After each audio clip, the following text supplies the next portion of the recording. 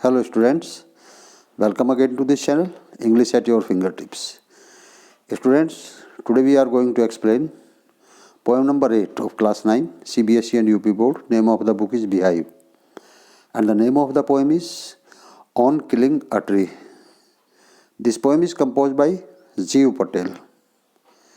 Students, Jeev Patel is an Indian poet, playwright, painter and a physician too. Doctor भी थे, चिकित्सक भी हैं और प्रैक्टिस करते हैं। तो जीव पटेल एक भारतीय कवि हैं, प्ले राइटर हैं, पेंटर हैं, चिकित्सक भी हैं और ये एक ऐसे ग्रुप से जुड़े हुए हैं राइटर्स के जो अपने आप को हरित क्रांति से, ग्रीन मूवमेंट से जोड़ता है। तो चूँकि ग्रीन मूवमेंट से जोड़ने वाले राइटर्स के ग्रुप से बिलोंग करते हैं, इसलिए इनका जो हमेशा एफर्ट होता है वो एनवायरनमेंट को प्रोटेक्ट करने का होता है, एनवायरनमेंट को प्रोटेक्शन देने का होता है। उनकी जो पोएम्स हैं वो सभी पोएम्स नेचर के लिए कंसर्न होती हैं, नेचर को लेकर के होती हैं। अब जो आपकी इस पोएम में भी जो एक्सप्लेन किया गया है वो यही किया गया है कि आप किस तरह से एक ट्री को किस तरह से किल कर सकते हैं। देखिए स्टूडेंट्स, यहाँ भी समझिए, पोएम का नाम है ऑन किलिंग ए ट्री। तो यहाँ पोएट जीव पटेल ट्री को ट्री ना मान करके ह्यूमन बीइंग की तरह ट्रीट कर रहे हैं, इसलिए उन्होंने किलिंग वर्ड यूज किया है। तो इस तरह से जो जीव पटेल हैं, 1940 में मुंबई में इनका जन्म हुआ था। 80 इयर्स की इनकी एज है और नेचर को लेकर के बहुत सिंसियर हैं, बहुत सीरियस रहते हैं।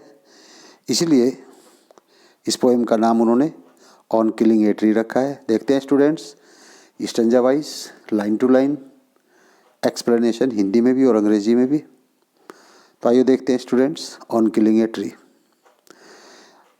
क्या कहते हैं। देखिए, you must have observe people cutting down trees. आपने देखा होगा बहुत सारे लोगों को, जहाँ तक आप जहाँ देखेंगे लोग पेड़ों को काटते रहते हैं।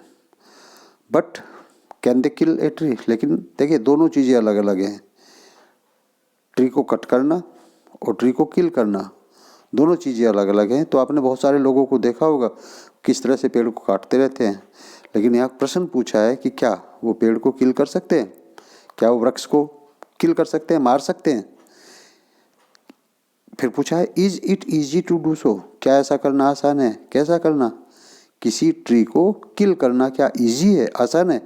Let's read the poem. आओ पोएम पढ़ते हैं एंड फाइंड आउट, और पता लगाए व्हाट द पोएट्स से on killing a tree. Poet tree को किल करने के बारे में क्या कहते हैं, हम उस चीज़ को पढ़ें। तो फर्स्ट स्टैंजा देखते हैं स्टूडेंट्स। क्या first stanza? It takes much time to kill a tree. Not simple job of the knife. Not a simple jab of the knife will do it. It has grown, slowly consuming the earth, rising of it, feeding upon its crust, absorbing years of sunlight, air, water, and out of the leper's hide sprouting leaves. तो क्या कहा है first line में? First line में कहता है it takes much time, यानी बहुत समय लगता है, टू किल ए ट्री, एक वृक्ष को मारने में। एक पेड़ को मारना बहुत जल्दबाजी का काम नहीं होता, बहुत लंबा समय लगता है। इट टेक्स मच टाइम, यानी काफ़ी समय लगता है। टू किल ए ट्री, किसी भी पेड़ को मारने के लिए काफ़ी अधिक समय लगता है।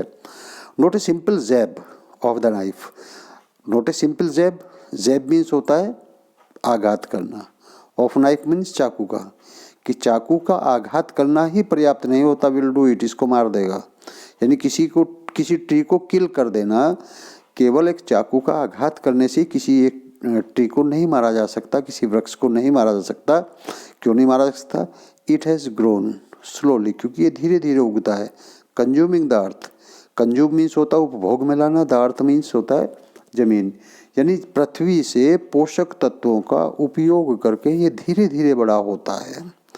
राइजिंग आउट ऑफ इट, और धीरे धीरे ये पृथ्वी से राइज करता है। फीडिंग, फीडिंग मीन्स पोषण करता है upon its crust, upon its crust, crust means होता है जो पृथ्वी के अंदर के भाग, उसको क्रस्ट कहते हैं। तो पृथ्वी के अंदर जो पृथ्वी का भूभाग होता है वहाँ से वो फीडिंग करता है। फीडिंग मीन्स पोषण प्राप्त करता है। पृथ्वी के अंदर जो पोषक तत्व होते हैं, एब्जॉर्बिंग, उनको एब्जॉर्ब करता है। पृथ्वी के अंदर जो वृक्ष होते हैं, जो पृथ्वी के अंदर पोषक तत्व होते हैं, उन पोषक तत्वों को पानी में घुलित अवस्था में ये एब्जॉर्ब करते हैं और एब्जॉर्ब करके धीरे धीरे धीरे धीरे ग्रो करते हैं। ईयर्स ऑफ सनलाइट, और कहता है ईयर्स ऑफ, वर्षों तक इसने सनलाइट को एब्जॉर्ब किया है, एयर को एब्जॉर्ब किया है और वाटर को एब्जॉर्ब किया है। स्टूडेंट्स, जो साइंस के स्टूडेंट्स हैं वो जानते होंगे, साइंस में आपकी एक फोटोसिंथेसिस एक क्रिया होती है। उस फोटोसिंथेसिस में क्या होते हैं, जो जितने भी ग्रीन ट्रीज और ग्रीन प्लांट्स होते हैं वो सभी सनलाइट की प्रेजेंस में एयर से कार्बन डाइऑक्साइड और वाटर अर्थ से लेकर के, और चूँकि जो ग्रीन लीव्स होती हैं उनके अंदर क्लोरोफिल होता है, तो सनलाइट की प्रेजेंस में वो क्या करते हैं, फोटोसिंथेसिस करते हैं, यानी अपना भोजन बनाते हैं। और उस भोजन का वो खुद भी यूज़ करते हैं, जो बचा हुआ होता है वो हम लोगों के लिए प्रिजर्व कर लेते हैं, सुरक्षित कर लेते हैं, जिनको हम बीज के रूप में, अनाज के रूप में, फलों के रूप में, सब्जियों के रूप में खाते हैं। तो यहाँ पोएट कह रहा है कि पृथ्वी से वो धीरे धीरे कंज्यूम करता है, एब्जॉर्ब करता है, वर्षों तक वो सनलाइट का, एयर का और वाटर का एब्जॉर्ब करता है, और तब जा कर के वो धीरे धीरे ग्रो करता है। And out of its leprous hide, और इसकी लेप्रस हाइड से स्प्राउटिंग लीव्स, तब जा कर के पत्तियाँ निकलती हैं। यानी पेड़ एक दिन में ही बड़ा नहीं हो जाता, वर्षों तक क्या करता है वो, जो अर्थ क्रस्ट होती है उससे फीडिंग करता है, जो इसके न्यूट्रिएंट्स होते हैं उनको एब्जॉर्ब करता है, वर्षों तक वो सनलाइट को, एयर को और वाटर को एब्जॉर्ब करता है, तब जा कर के उससे जो लीव्स होती हैं वो स्प्राउटिंग होती हैं, यानी उससे पत्तियां निकलती हैं, तब जा कर के वो बड़ा वृक्ष बनता है। इसलिए इसको मारना एक दिन का काम नहीं होता या बहुत कम समय का काम नहीं होता, इसलिए इसके मारने में काफ़ी लंबे समय लगता है। तो पोइट का यहाँ यही कहना है कि हम सिंपल किसी यदि पेड़ को काट देते हैं, कट कर देते हैं, नाइफ से जैब कर देते हैं, तो इतना पर्याप्त नहीं है। उसको मारने के लिए हमें बहुत अधिक समय की आवश्यकता होती है, और उसका रीज़न साफ साफ ये बताता है कि उसका रीज़न ये है कि जो ट्री होता है वो एक दिन में बड़ा नहीं होता, वो स्लोली बड़ा होता है और ग्रोन करता है और अर्थ क्रस्ट से कंज्यूम करता है, फीडिंग करता है और एब्जॉर्ब करता है वाटर को। ईयर्स तक वो सनलाइट, एयर और वाटर एब्जॉर्ब करता है, तब जा कर के इससे स्प्राउटिंग लीव्स होती हैं। देखिए स्टूडेंट्स, जहाँ तक हम राइमिंग स्कीम की बात देखें तो इसका लास्ट जो वर्ड होता है, देखिए, इसका है ट्री, इसका है नाइफ, इसका है ग्रोन, इसका अर्थ, इसका फीडिंग, इसका एब्जॉर्बिंग, इसका वाटर, इसका हाइड और लीव्स। तो यदि हम देखें तो कोई भी वर्ड आपस में राइम नहीं करता। और स्टूडेंट्स, जब किसी पोएम का कोई वर्ड आपस में राइम नहीं करता तो हम कहते हैं कि जो पोएम है वो फ्री वर्ड्स में लिखी गई है, यानी उसमें कोई राइमिंग स्कीम नहीं है। तो इसका मतलब क्या हुआ, ये जो आपकी पोएम है ये फ्री वर्ड्स में लिखी गई है, इसमें कोई भी राइमिंग स्कीम नहीं है, क्योंकि कोई भी जो लास्ट वर्ड है लाइन का, वो किसी भी लाइन का लास्ट वर्ड जो होता है वो आपस में राइम नहीं कर रहा है, उनका प्रोनाउंसिएशन सेम नहीं है बल्कि डिफरेंट है। इस तरह की जो पोएम होती है उनको हम क्या कहते हैं, उसको कहते हैं कि वो फ्री वर्ड्स में लिखा गया है। तो स्टूडेंट्स, इस पहले जो आपका स्टेंजा है, हालांकि ये पूरी पोएम ही फ्री वर्ड्स में है, लेकिन पहला स्टेंजा में मैंने आपको बता दिया कि इसमें कोई राइमिंग स्कीम नहीं है, इसलिए इसको हम कहेंगे कि ये फ्री वर्ड्स में। जहाँ तक हम फिगर ऑफ स्पीच की बात करें या पोइटिक डिवाइस की बात करें, तो फर्स्ट लाइन में यदि हम देखें तो फर्स्ट लाइन में आप देखिए यहाँ टेक्स और टाइम और ट्री, यानी 3 बार किसकी, टी लेटर की, टी कॉन्सोनेंट 3 बार आया है, टेक्स, टाइम, ट्री। तो हम क्या कह सकते हैं कि ये एलिट्रेशन फिगर ऑफ स्पीच इसमें दिया हुआ है। तो फर्स्ट लाइन में हम देखें एलिट्रेशन फिगर ऑफ स्पीच दिया हुआ है। यदि हम देखें एक स्टूडेंट्स, इसमें एक और पोएटिक डिवाइस है जिसको हम कहते हैं ओवर जंपिंग। उसमें क्या होता है ओवर जंपिंग में, जब किसी पोएम का जो सेंटेंस है वो एक लाइन में कंप्लीट नहीं होता बल्कि एक लाइन से ज़्यादा कंप्लीट होता है तो उसको हम कहते हैं ओवर जंपिंग। तो इस पोएम में over jumping figure of speech का यूज़ किया है। जैसे हम देखें, it takes much time to kill a tree, not a simple jab of knife will do it. अब यहाँ देखें हम, it has grown slowly consuming the earth rising out of it. यहाँ आकर के आपका ये सेंटेंस कंप्लीट होता है। तो 1 2 3 3 लाइन में जा कर के कंप्लीट होता है, तो इसलिए हम इसको क्या कहेंगे, अब इसको कहेंगे ओवर जंपिंग। तो ओवर जंपिंग दूसरी पोएटिक डिवाइस है जो इस पैराग्राफ में यूज हुई है। अब देखिए स्टूडेंट, जो इसने कहा takes much time to kill a tree, not a simple jab of knife will do it. तो इजीली हम समझे कि उसको हम किल नहीं कर सकते, कट कर सकते हैं। देखिए इस दूसरे स्टेंजा में क्या कहता है, so hack and chop but this alone won't do it. So hack and chop, hack and chop का मतलब होता है कट करना, आघात करना, वृक्ष को काट देना। लेकिन क्या कहता है, but this alone won't do it, लेकिन केवल इतना ही पर्याप्त नहीं है किसी ट्री को किल करने के लिए। आप उसको हैक एंड चॉप कर सकते हैं, यानी काट सकते हैं, उस पर आघात कर सकते हैं, उसको कट कर सकते हैं, लेकिन उसको किल नहीं कर सकते क्योंकि किल करने में काफ़ी समय लगता है। क्या कहता है, not so much pain will do it, the bleeding bark will heal and from close to the ground will rise curl green twigs, miniature boughs which if unchecked will expand again to former size. क्या कहता है, not so much pain will do it, यानी इससे इसको काफ़ी अधिक pen नहीं होगा यदि आप उसको क्या करेंगे, हैक एंड चॉप करेंगे। तो हैक एंड चॉप करने से कोई भी ट्री जो है वो मर नहीं जाएगा, किल नहीं हो जाएगा। Not so much pain will do it, और ना ही इससे बहुत ज़्यादा पेन होगा, किससे, हैक करने से एंड चॉप करने से। The bleeding bark will heal, क्या है, ब्लीडिंग बार्क विल हील, यानी जो हैक एंड चॉप करने से जो ब्लीडिंग बार्क हुई है, यानी उसकी जो शाखाएं कटी हैं, उसकी जो बार्क मीन्स होती है छाल, जो छाल कटी है जिससे ब्लीडिंग हो रखी है। ब्लीडिंग का मतलब क्या होता है स्टूडेंट, जब किसी हम ट्री को कट करते हैं तो ट्री को कट करने से उससे एक लिक्विड निकलता है, उसको यहाँ पोएट ने क्या किया है, उसको पोएट ने कहा ब्लीडिंग बार्क। तो ब्लीडिंग बार्क का मतलब क्या हुआ, जैसे कि इसे कंपेयर किए किससे, जैसे कि आदमी के अंदर से ब्लीडिंग हो रखी हो। तो यहाँ हम कह सकते हैं मेटाफर फिगर ऑफ स्पीच का यूज़ किया गया है, bleeding bark. Will heal, heal का मतलब वो ठीक हो जाएगी, यानी आपने यदि कट किया है उसको हैक और चॉप करने से उसको पेन नहीं होगा ज़्यादा, और ना ही वो बिल्कुल किल हो जाएगा। वो ब्लीडिंग बार्क जो है हील हो जाएगी, यानी जो जख्म बना है कट करने से उसके ऊपर वो हील हो जाएगा, वो ठीक हो जाएगा।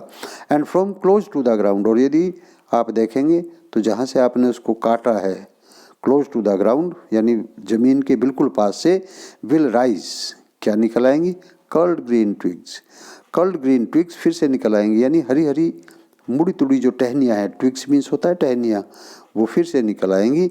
मिनिएचर बोज, जो आगे चल करके किस में कन्वर्ट हो जाएंगी, इसकी बोज में कन्वर्ट हो जाएगी। बोज मीन्स होता है स्टूडेंट शाखाएँ, ब्रांचेस, तो बाद में जब ब्रांच में कन्वर्ट हो जाएगी। विच इफ अनचेक्ड, और यदि इनको फिर से अनचेक नहीं किया गया, यानी रोका नहीं गया, तो will expand again, expand means हो जाएगा फैलना, वो फिर से फैल जाएंगी टू फॉर्मर साइज, जैसा कि वृक्ष का पहले से साइज था। यदि उसको चेक नहीं किया गया तो क्या होगा स्टूडेंट्स, विबोज जो हैं, वो जो ट्विग्स हैं, जो कर्ल्ड ग्रीन ट्विग्स निकली हैं, वो कर्ल्ड ग्रीन ट्विग्स फिर से किस तरह की बन जाएंगी, जिस तरह का साइज ट्री का पहले था। यदि उनको अनचेक्ड नहीं किया गया तो एक्सपेंड करके, विस्तार करके फिर से ट्री के पहले जैसे साइज तक हो जाएंगी। अब स्टूडेंट्स इस को हम देखें तो यानी ट्री को किल करना, केवल उसको हैक और चॉप कर देना काफ़ी नहीं है, उससे कोई फ़र्क नहीं पड़ेगा। Not so much pain will do it, इससे बहुत अधिक नुकसान नहीं होगा। क्या होगा, ब्लीडिंग बार्क विल हील, जो उसके जख्म है जहाँ उसको काटा गया है वो हील हो जाएगा, वो जख्म भर जाएंगे और उसमें से फिर से छोटी छोटी टहनियाँ निकल जाएंगी जो धीरे धीरे इसकी ब्रांचेज में कन्वर्ट हो जाएंगी।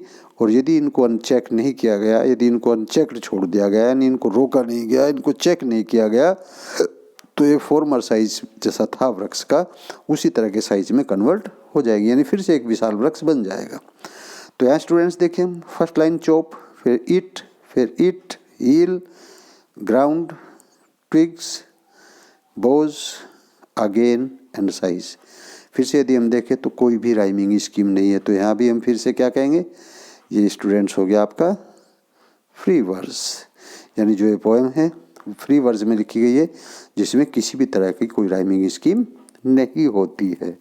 स्टूडेंट्स यदि हम देखें इस लाइन में देखें ब्लीडिंग बार्क, तो ब्लीडिंग बार्क में क्या, बी, ब्लीडिंग बार्क 2 बार रिपीट हो रखा है, तो हम क्या कह सकते हैं कि एलिटेशन फिगर ऑफ स्पीच है।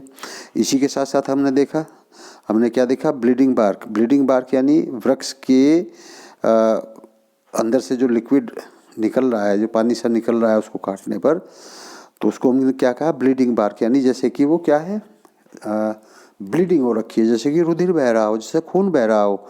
तो हम यहाँ क्या कह सकते हैं, मेटाफर जो पोएटिक डिवाइस है हमने यहाँ पर यूज किया है। तो स्टूडेंट्स दूसरा जो ओवर जंपिंग है वो यहाँ पे भी यूज़ हुआ है कि एक सेंटेंस जो होता है वो एक बार में कंप्लीट नहीं हो रहा है, बल्कि एक लाइन से ज़्यादा वो जा कर के कंप्लीट होता है। तो इसलिए हम क्या कहेंगे यहाँ कि ओवर जंपिंग भी है। और एक स्टूडेंट्स क्या है, यदि हम देखें repeat, do it bar bar repeat हो रहा, तो हम यहाँ कह सकते हैं कि रिपीटिशन पोएटिक डिवाइस का भी यहाँ यूज़ हमने किया है। क्या कहता है नेक्स्ट में, कहता है नो, यानी पेड़ को किल करना काफ़ी नहीं है, चॉप करना, आप उसको कट कर देंगे तो काफ़ी नहीं है। क्या कहता है, नो, नहीं, the root is to be pulled out. यदि आपको ट्री को किल करना है तो आपको क्या करना पड़ेगा, the root is to be pulled out, इसकी जो रूट है उसको पुल आउट करना पड़ेगा out of the anchoring earth. Out of the anchoring earth, anchoring means होता है, चूँकि स्टूडेंट्स जो ट्री होता है, जो प्लांट होता है, जब कोई सीड जर्मिनेट होता है तो सीड जर्मिनेट होने पर उससे 2 चीज़ें निकलती हैं। एक तो जो ऊपर को चलती है तो स्टेम में कन्वर्ट हो जाता है, और एक जो टुवार्ड्स द ग्रेविटेशन फोर्स, यानी गुरुत्वाकर्षण के दिशा में जो अग्रसर होती है उसको हम रूट कहते हैं। और जितनी किसी जो वृक्ष होता है, जो पेड़ होता है, जो पौधा होता है, जितना ज़मीन से ऊपर होता है उतना ज़मीन के नीचे होता है। बस सिर्फ डिफरेंस क्या होता है, डिफरेंस सिर्फ ये होता है कि चूँकि एयर में उसको फ्री स्पेस मिलता है इसलिए वो बहुत जल्दी डेवलप हो जाता है। जो अंडरग्राउंड होता है मिट्टी में, उसको उतना स्पेस नहीं मिल पाता, तो इतना नहीं फैल पाता। लेकिन यदि हम देखें तो दोनों की लेंथ इक्वल होती है, बराबर होती है। तो इस तरह से यहाँ पोएट क्या कह रहा है कि यदि आप किसी वृक्ष को किल करना चाहते हैं, किसी ट्री को किल करना चाहते हैं, तो आपको क्या करना पड़ेगा, the root is to be pulled out, यानी ज़मीन के अंदर से उसकी जो रूट है उसको पुल्ड आउट आपको करना पड़ेगा out of the anchoring earth. Anchoring means होता है जो पृथ्वी ने उसको पकड़ बना करके रखी है, उसे उससे निकालना पड़ेगा। क्या करना पड़ेगा, it is to be roped, इसे रस्सी लेकर के आपको टाइट करना पड़ेगा, एंड पुल्ड आउट, और फिर उसको खींचना पड़ेगा, स्नैप्ड आउट, उखाड़ना पड़ेगा। यानी स्टूडेंट्स यहाँ पोएट का कहने का मतलब ये है कि यदि आप उसको कट कर देंगे, देखिए इसमें देखिए आप, यदि आप उसको कट कर देंगे तो कट करना काफ़ी नहीं है, बल्कि आपको इस तरह से करना पड़ेगा। अब यहाँ देखें तो रूट को पुल्ड आउट कर दिया है, तो जब तक आप रूट को पुल्ड आउट नहीं करेंगे तो चांसेस ये है कि वो जैसे ही आप कट करेंगे वहाँ से फिर से ट्विग्स निकल आएंगी, और ट्विग से निकल करके वो जैसा पहले एक वृक्ष था उसी तरह से उसकी बोझ बन जाएंगी, बोझ बन करके वो फिर से उसी साइज को प्राप्त कर लेंगी। तो यदि आप किसी ट्री को आपको किल करना है तो आपको क्या करना पड़ेगा, उसकी जो रूट्स हैं उसको अपरूट करना पड़ेगा, पुल्ड आउट करना पड़ेगा, तब जा कर के हम कहेंगे कि आपने किसी ट्रीज को किल कर दिया है। अब देखिए स्टूडेंट्स, आउट, अर्थ, टाइड और आउट, तो इसका मतलब क्या हुआ, फिर से फ्री वर्ड्स, यानी कोई भी इसमें राइमिंग वर्ड्स नहीं है।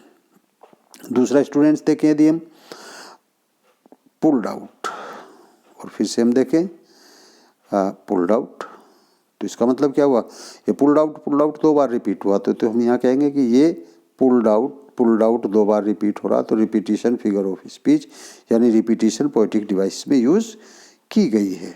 तो इस तरह से स्टूडेंट्स रिपीटिशन इसमें यूज किया गया है। देखें नेक्स्ट, और पुल्ड आउट एंटायरली आपको क्या करना पड़ेगा, एंटायरली उसको पुल्ड आउट करना पड़ेगा ज़मीन में से, आउट फ्रॉम द अर्थ केव। अर्थ केव में से आपको, अर्थ केव यानी जहाँ तक वृक्ष की जड़ें फैली होती हैं वहाँ तक वो एक अर्थ केव बना लेती हैं, तो उस अर्थ केव से उसको एंटायरली पुल्ड आउट करना पड़ेगा। यदि वो जरा सा भी रूट उसकी वहाँ रह जाएंगी तो रूट फिर से ट्विग्स उसमें आ जाएंगी। इसलिए यदि आपको किसी ट्री को किल करना है तो आपको एंटायरली उसको पुल्ड आउट करना पड़ेगा। And the strength of the tree expose. अब देखिए यहाँ क्या कह रहा है कि जो वृक्ष होता है उसकी सच्ची स्ट्रेंथ कहाँ होती है, उसकी रूट्स में होता है, उसकी जड़ों में होती है।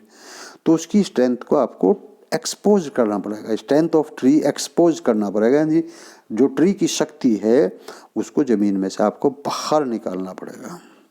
The source white and wet, जो सोर्स है वो वाइट एंड वेट, जो गीली होती है, क्योंकि जो जड़ होती है जब आप उसको खोदते हैं तो वो थोड़ी सी वाइट होती है, क्योंकि ग्राउंड के अंदर रहती है तो उनका जो कलर होता है वो थोड़ा सा वाइट होता है। और दूसरा क्या होता है, क्योंकि वो मिट्टी के अंदर से जो वाटर है और जो मिनरल्स हैं उनको एब्जॉर्ब करके किसको वो देती हैं, ऊपर स्टेम को और लीव्स को पहुंचाती हैं, इसलिए वो वेट भी होती है। तो एक्सपोज करना पड़ेगा उसकी स्ट्रेंथ को, और उसी स्ट्रेंथ को जब आप एक्सपोज करेंगे तो क्या पाएगा कि वो वाइट और वेट होती है, द मोस्ट सेंसिटिव।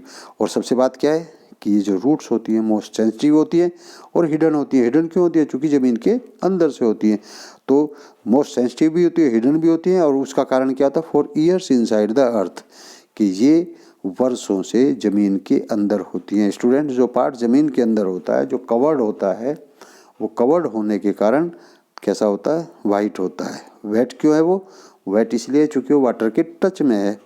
बहुत सेंसिटिव है, क्योंकि यदि आप किसी ट्री की जो रूट हैं उसको डिस्ट्रॉय कर देंगे तो ट्री अपने आप डिस्ट्रॉय हो जाएगा। तो ट्री का सबसे सेंसिटिव पार्ट होता है, हिडन होता है क्योंकि मिट्टी के अंदर है, और वर्षों से ज़मीन के अंदर वाला जो है पार्ट है, आपको इसको एंटायरली पुल आउट करना पड़ेगा, उसकी अर्थ केव से निकालना पड़ेगा।